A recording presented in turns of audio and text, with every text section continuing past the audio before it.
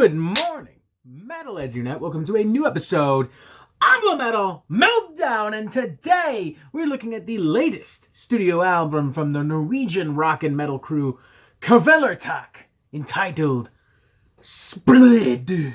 This is Kvelertak's fourth studio album, and if you've already heard of the band, then you're probably already well aware that they are pretty difficult to classify into any one genre, or for that matter, any one subgenre, or any one group of subgenres.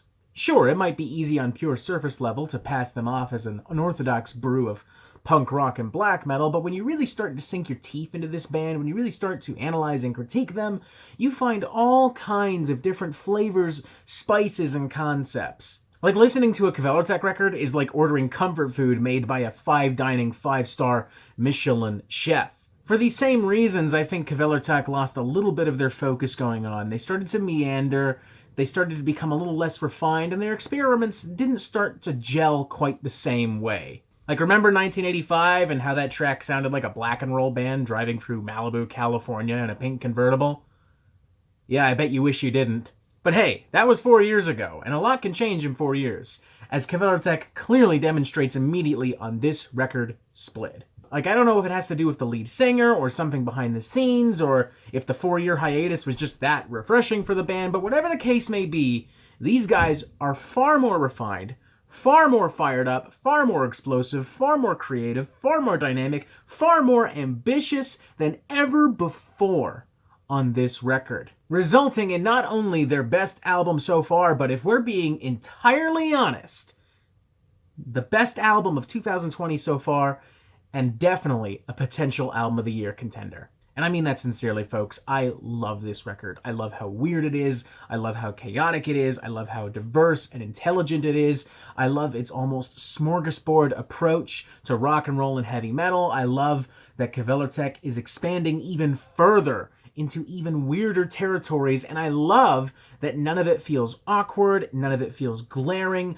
none of it feels like it just doesn't quite fit. It actually flows quite, dare I say, masterfully. Its flexibility and diversity is absolutely astounding. It's the kind of thing that rock and metal gods dream about, and it's just so fun. I mean, you scrape away as much of these layers as you like, and you're still left with an incredibly catchy, raucous punk metal jam fest. A jam fest that doesn't waste any time kicking your ass, nor does it waste time flexing its creative muscles, evident immediately on opening track Ragaland, starting off on some simplistic punky riffs before diving and delving into some alternative rock, gothic rock soundscapes, emboldened with some incredibly contrasting, throat-shearing vocals from brand new lead singer Ivar Nikolaisen. And as immediately apparent as its complexity is, it still feels quite subtle. I mean, you have a layer of blackened punk on top of a skeleton that's very reminiscent of a very early U2 song.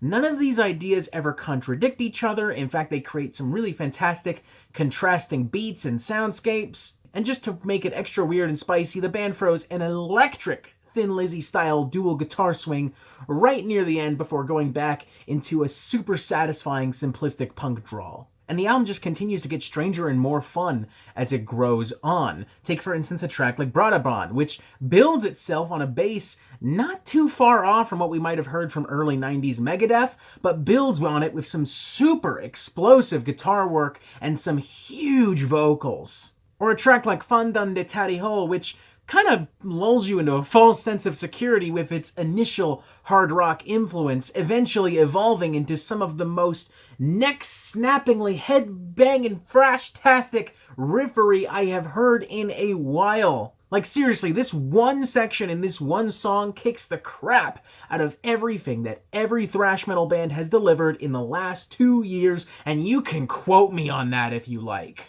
And if you think all that's impressive, then just wait till you get to Delirium Tremens, which not only stands as the most dynamic and ambitious track on this record, but perhaps the most dynamic and ambitious track of Kvelertak's career. It's got beautiful melodic acoustic guitar, it's got Opeth-style chanting, it's got weird, deranged, spastic, almost mathcore riffs, it has these hyper-extreme, huge grooves like Gojira. This 8-minute and 11-second monster shapeshifts more than a goddamn scroll. And that's saying a lot from a band that, as we've already noted, shapeshifts quite a lot in general. And even with this album's objectively more simplistic cuts on play, Kvelertak can still kind of throw you off guard with the insane electricity and violence that they bring to the table. Take, for instance, on a track like Necrosoft, which takes advantage of the band's natural punk and black metal flavors and pushes both of them to the absolute max. Now, most of the album is sung in the band's native Norwegian tongue, but there are 2 tracks that are sung in English, and they rank also as some of my favorite moments on the record. The first of these tracks being Discord, which, much like Necrosoft, takes advantage of the band's more blatant punk and black metal influences, pushing to the max, and throwing in some more melodic guitar works to make this feel more like a raucous rock and roll song. The other of which being Crack of Doom, featuring Troy Sanders of Mastodon. And this is where Kvelertak also really dipped their toes perhaps the furthest into the realms of American punk, even channeling classic works from Iggy Pop and the Stooges here. Particularly when Ivar and Troy are in unison shouting shit like this: "Born with a lack of PMA, I got Judgment Day in my DNA." That's the kind of thing I could absolutely picture from an outtake of Search and Destroy. This is easily the most fun I've had listening to any album so far in 2020. I mean, it's expertly crafted, expertly produced. Every single song is a goddamn banger. Every single song is super expressive, unpredictable in nature and execution. It had me headbanging, it had me singing along, it had me on the edge of my seat, it had me completely shocked in its most brazen and progressive moments. And I feel more than comfortable as a result saying that this is not just Kvelertak's best album, it is an album of the year contender. With all that in mind, I will very happily and proudly give this a 4.5 out of 5. Longtime fans of Kvelertak will be super ecstatic with this one. People who prefer more progressive, intelligent, ambitious, and challenging music will enjoy this one. For that matter, anyone just looking for a good, fun time, just looking to crack open some beers and bang some heads, hell, you'll have fun with this too. The only issue I can really see being that if you're brand new to Kvelertak, and I do literally mean brand new, this could be kind of an overwhelming record initially. I mean, there are a lot of concepts, sounds, and aesthetics being thrown at your face right away. In this case, I'll obviously ask you to be a little patient, but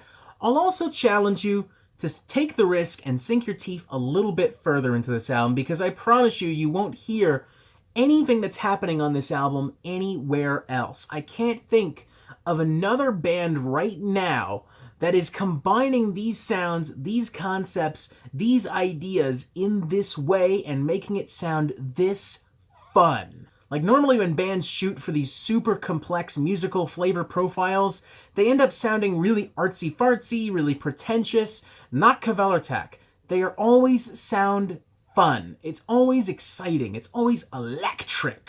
Like I said, whatever Kvelertak has been doing behind the scenes has absolutely paid off. Splid is fantastic from start to finish. It is their best album yet. It is the best album of the year so far. And, assuming nothing else comes up, a genuine contender from Album of the Year. 4.5 out of 5. Seriously incredible. Seriously check this fucking thing out. And that is it for the Metal Meltdown. I'm not an expert, nor do I claim to be. So what do you think? Do you like this record? Do you not like this record? And what do you want to hear from me next? Thank you for watching. Make sure you press subscribe so you get updates on the Metal Meltdown fucking immediately. And you have yourself a fantastic fucking day.